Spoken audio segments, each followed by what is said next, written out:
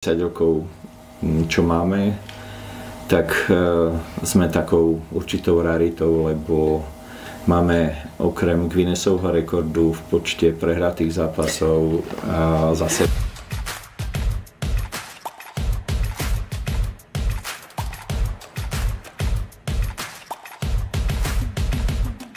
Dobre, poďme preč od politiky, poďme ku športu. Vaše meno asi každý spája s novoveským basketbalom. Ako ste sa vy dostali k basketbalu a hrali ste vy vôbec niekedy basketbal profesionálne alebo nejako? Závodne. Viete čo, ja som nikdy nehral závodne basketbal, nikdy som nebol organizovaný, ale mal som šťastie, že vždycky som hral s dobrými basketbalistami.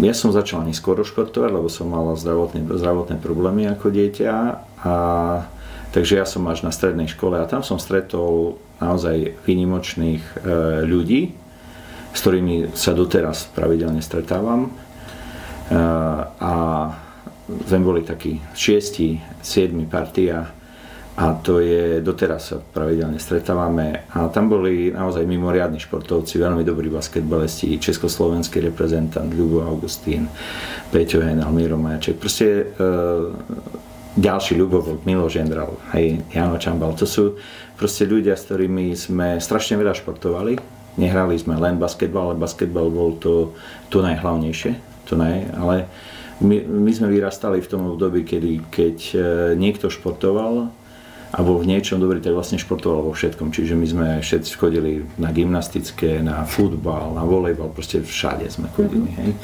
Ale ten basketbal bol, my sme vedeli hrať aj 10-12 hodín basketbal v kuse, lebo nás to bavilo, my sme boli proste v tomto takí úplní magori.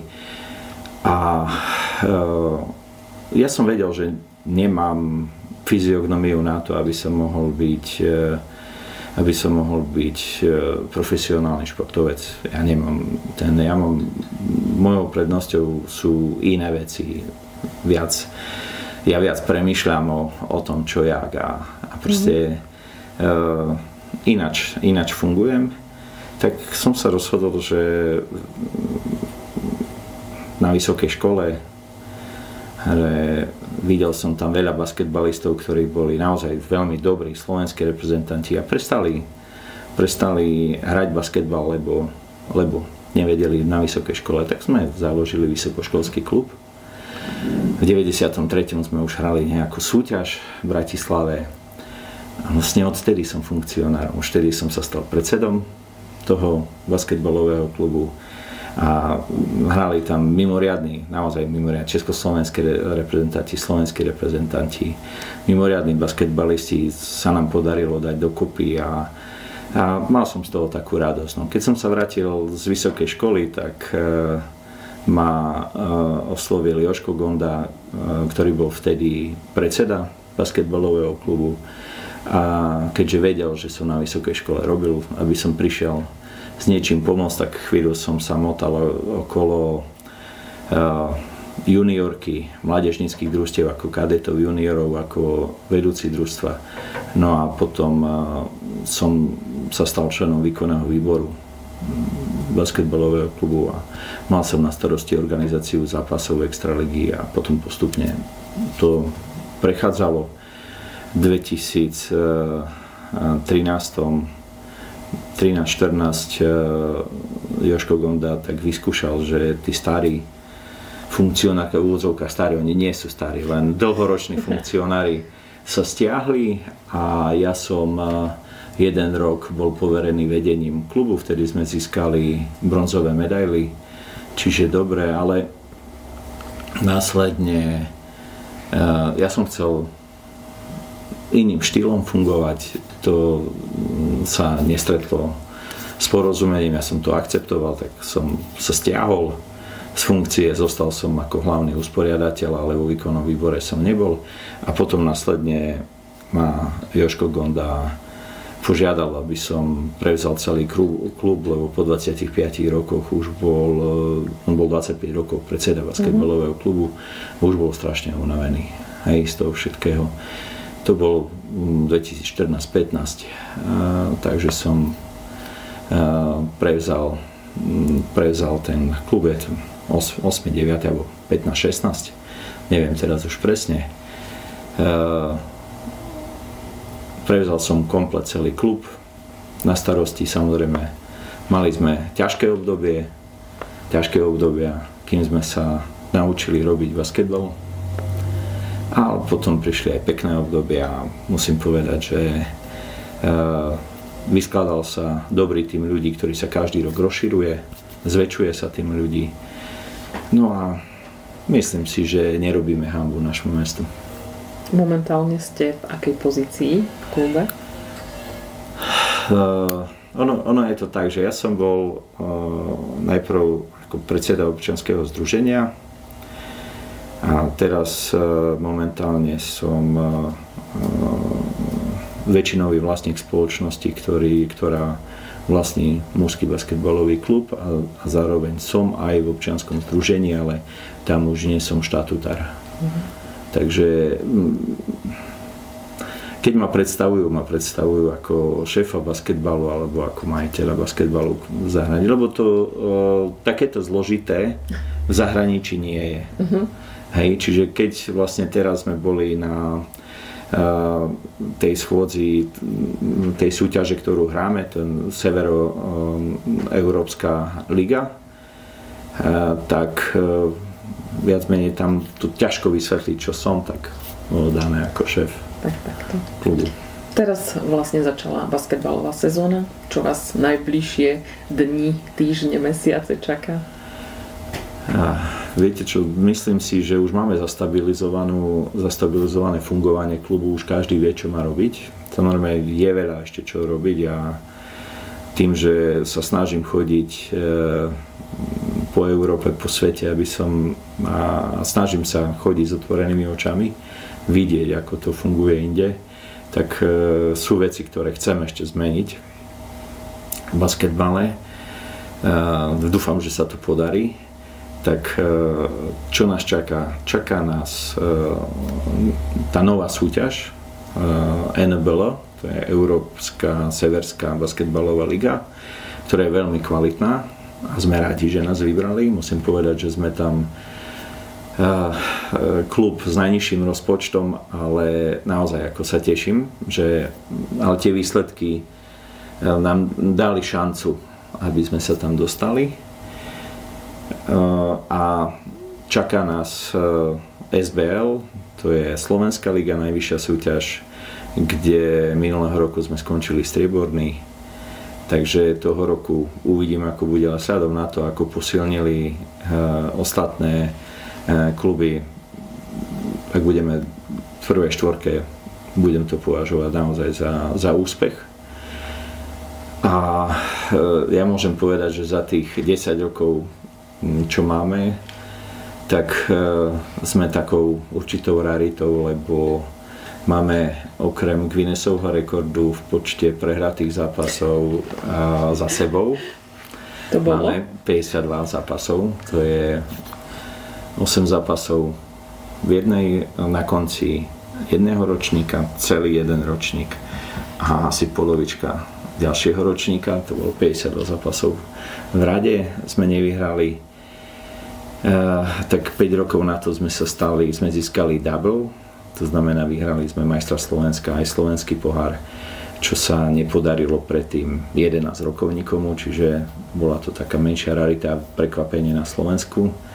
No a od tej doby vlastne sa podarilo skompletizovať celú zbierku, to znamená máme aj striebro, aj bronz, čiže máme zlato, striebro, bronz, 4. miesto a máme víťaz slovenského pohára, takže ja môžem byť spokojný, máme všetko, za 10 rokov sme toho stihli strašne veľa, takže ten posun je, ten vývoj toho družstva, to celého, to nie je len extraliga, my máme mládež, my máme 140 detí, takže to je proste, to nie je.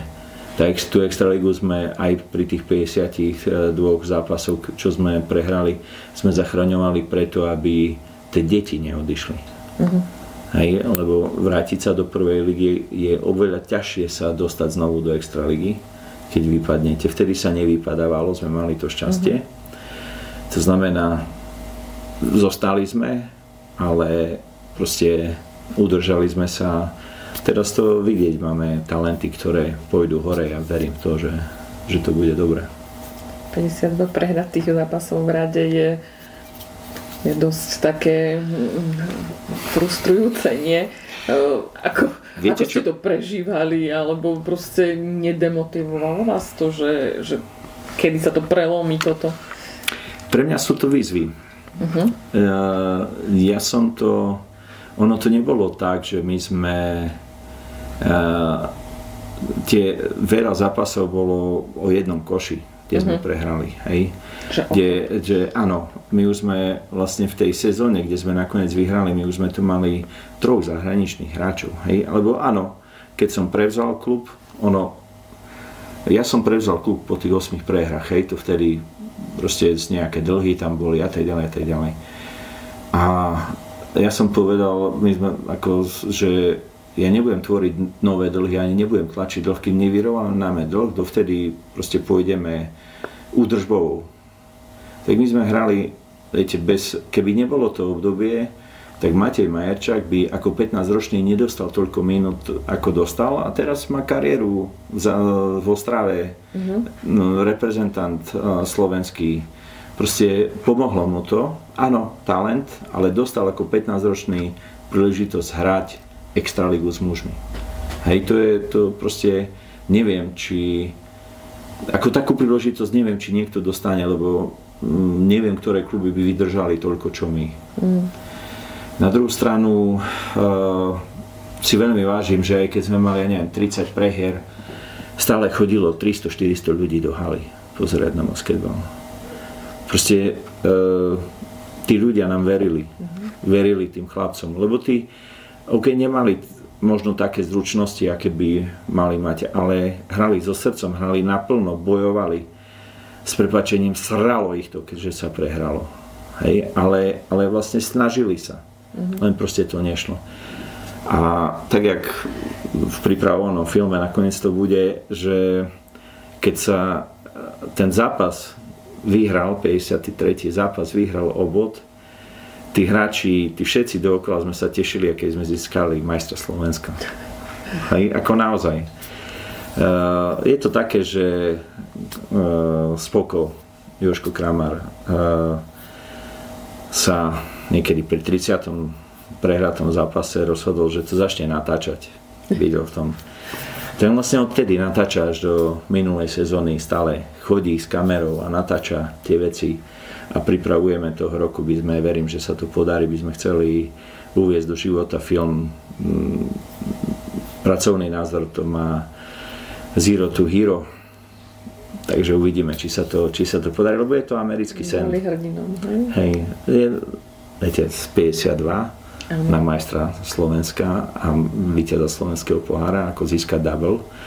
Odvtedy, ak sme to my mali, sa až tohto roku podarilo zase Leviciam. Hej? A to sa bavíme o tom, že to je diametrálne úplne iný rozpočet, úplne iné hráči, úplne to je proste niečo úplne iné. Hej? To, čo sa nám podarilo vtedy, bolo výnimočné. Hej? Ako naozaj mali sme šťastie, mali sme výhodu, my sme vtedy mali výhodu to, že bolo po korone, čiže ako naozaj to bolo, vtedy sme mali, vtedy to bolo tak, jak to takto Pán Boh chcel. Všetko je tak, ako má byť. Všetko je tak. A čo sa týka toho filmu, to bude nejaký krátkometrážny film? Alebo... Viete čo, pripravujeme to tak, aby to bolo, keďže je to v basketbale, tak 4-10 minútové sekvencie, medzi tým 2-minútové ako prestávka, alebo minútu a pol prestávka, kde sa vlastne navedie na ďalšiu tému. Navedie. Ale keďže sme to ukončí sa ten film získaním toho dubla. Ale keďže my sme potom pokračovali, získali tie ďalšie medaily, bronz a striebro, tak bude ako overtime, ako predĺženie. Bude 10-minútové predĺženie o tom, ako to pokračuje, a že to neskončilo iba tým víťazstvom, ale že ten príbeh, tá rozprávka pokračuje ďalej. Hej, takže verím, že to vyjde myšlienka, je to perfektná, videl som nejaké trailery, má to svoju dynamiku, má to niečo, čo dá tomu nejakú, ako je to pekné. Sú tam výnimočné veci, partnerská nady a tak ďalej a tak ďalej. To je proste ďalší príbeh. To o tom by sme vedeli rozprávať hodinu. Jasne. Dobre. Poďme treba k vašemu hobby. Čím sa vy zaoberáte, keď sa nezaoberáte politikou, basketbalom a prácou? Tak čo vás tak ukľudní, alebo teda čo vás baví vo voľnom čase? Viete čo, kedysi som bol strašne náruživý čitateľ kníh, aj tu v kaviarni knižnice, čo sú knihy, alebo aj tak nejaká 1000 je z mojej knižnici a dovolím si povedať, že 80-85% mám prečítaných aj tých kníh, čiže takedy som strašne veľa čítal. Teraz, keďže dosť veľa je tej psychickej práce, aj to, čo robím, je náročné, hlavne na hlavu, tak to kompenzujem tým, že našiel som si zaľubu v renovácii starých vecí. To znamená, že nájdem si na bazári starý stôl, starý kredenc, storočný, starú skrinku a ju sa pokúsim zrenovovať. Som samouk, učím sa a som hrdý, keď sa mi to podarí.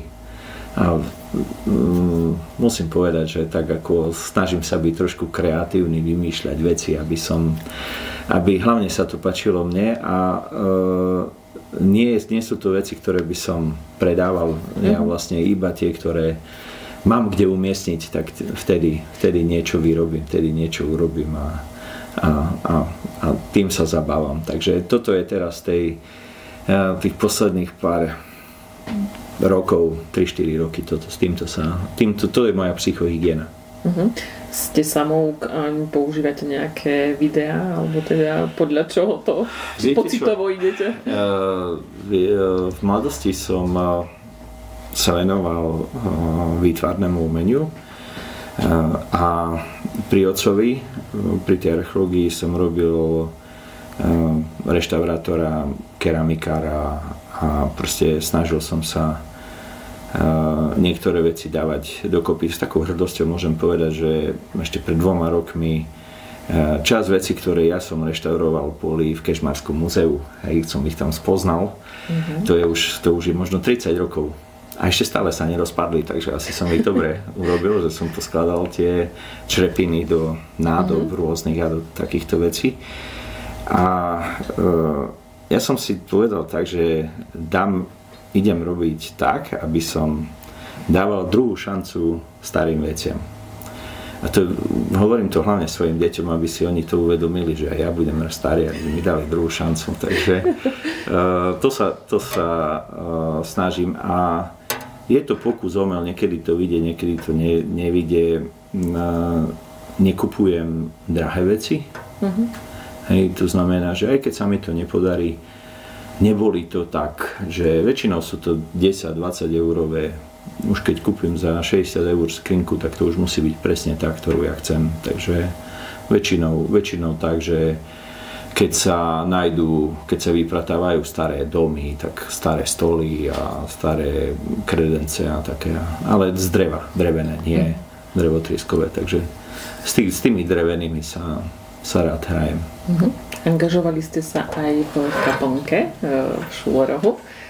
Niečo o tom by ste nám vedeli povedať? Viete, čo všetko ste tam spravili? To je taký ostatný projekt, ktorý som v poslednej dobe robil, na ktorý som naozaj hrdý, že sa podaril. Ja mám srdcový vzťah k tej kaplnke. Zažili sme tam v detstve strašne veľa víkendov, sme tam chodili s mamkou, so súrodencami. Naozaj tých spomienok tam je strašne veľa. A dlho som tam potom nebol, a ja neviem, 5-6 rokov dozadu, tak som tam bol pozrieť a zbadal som, že popadané stromy sú na kaplnke, hej, a konáre a tak ďalej. Tak som požiadal Andreja Cpina, Joška Gondu a proste ešte ďalších ľudí, ktorí zobrali sme pílky a porezovali sme, očistili sme to, ponosili tie stromy a viac sme nerobili. Hej. A naozaj čakal som, lebo tam bolo viacej takých a my pôjdeme ešte toto robiť, my pôjdeme toto robiť. Tým, že sme to očistili, nastala situácia, že niekto si myslel, že čo všetko sa tam urobilo, tak vylámal z boku dosky, pokúsil sa dostať dovnútra, samozrejme dostal sa iba cez tie prvé vonkajšie dosky, potom už ďalej nešiel, ale narobil škody, tak to sa opravilo. A keď som tam bol pred 2 rokmi, tak som si vlastne uvedomil, že je tá kaplnka úplne iná, ako ja si ju pamätám. Že je taká tmavá, veľa stromov okolo, čo samovýsev, také proste mladé, vysoké. Vpredu tu je škaredé, ktoré tam nemajú čo robiť a proste tak viacej veci. A ja som si ju ináč pamätal. Požiadal som, že či sa môžem do toho pozrieť a vo vnútri som mal pocit, že to je skladne kaplnka. Tak bol som za pánom dekanom a požiadal som ho o povolenie, že by som ju chcel zrekonštruovať. On nevedel, že ako až do akej hĺbky to chcem, a ja som mu povedal, že vlastne komplet celú, takže sme ju komplet vybrali veci z nej, čo sa dalo vybrať. Zvonku znútra sme ju opieskovali, nastriekali olejom, opieskovali strechu, strekovaním nastriekali farbu, to znamená, to je na 50 rokov. Veľmi šikovný stolár Marek Vinkač poopravoval tie dosky, aby to vyzeralo jednotné, aby to vyzeralo pekne. Popravili sme hore otváranie na balkón, je tam balkón, z ktorého existujú fotky, kde biskup Vojtašak káže z toho balkonika. Čiže to sme dali, spojaznili sme zvony, ktoré tam boli, ktoré potom si ľudia spomenuli, že boli.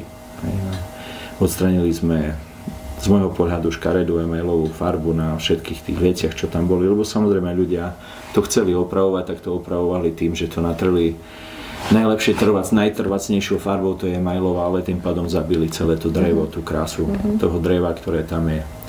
No tak som si to pomaly nosil a pomaly obrusil všetky lavice, urobili do taký, sa to volá Provence, taká ako stieraná farba, tak do takejto. Zjednodušil som výzdobu vnútornú, zreštauroval som oltár, sochu, poopravoval som, čo sa dalo, čo bolo polamané, takže sme to dali. A musím povedať, že som veľmi hrdý na to, ako to dopadlo vnútorne. A som aj veľmi potešený, vlastne dostalo sa mi verejné poďakovanie, takže aj od pána biskupa, aj od pána dekana, takže ja som ako nič viac mi netreba. Ja som hrdý na to, že 50 rokov to bude. Ešte už nebude to musieť nikto opravovať. Čiže kaplnka teraz slúži aj verejnosti? Áno, chodia tam modlitebné skupiny rôzne a viem, že sa pán dekan sa snažil urobiť, aby pravidelne bola otvorená, prístupná verejnosti, či už na pomodlenie sa, alebo iba tak nabratie trošku energie. Je to kúsok pri Spišskej, ale je tam úplne iné, niekedy je tam úplne iné počasie ako v Spišskej a je tam úplne ticho. Ako naozaj to je to tak za rohom, nevidíte mesto a nepočujete ruch mesta. Je tam úplne ticho.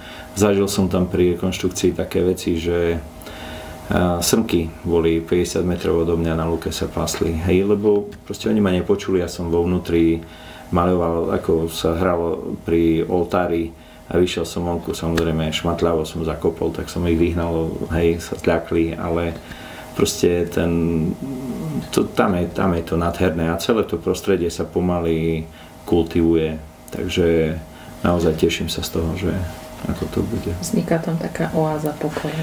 Verím, že áno a mám ešte v pláne, chcel by som po dohode tiež s pánom dekanom aj s riaditeľom lesov mesta. Uvedomil som si, že v Spišskej nemáme kalváriu.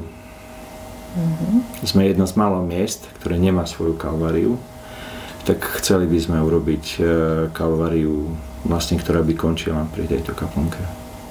Takže verím, že budúci rok v júli, kedy je odpust, tam už bude kalvária hotová.